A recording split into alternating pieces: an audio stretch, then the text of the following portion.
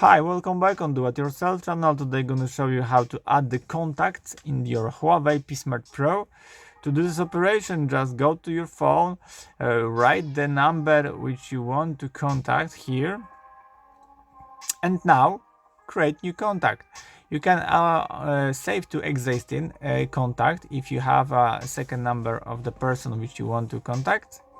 You can directly send message, or of course you can contact just calling to this number and go here when you have some calling from this number.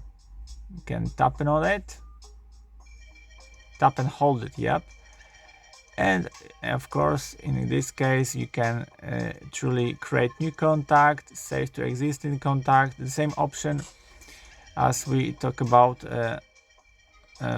this in the phone option. Send message, copy number. For now we're gonna create contact, just name on it. It's gonna be hey. This is the mobile number.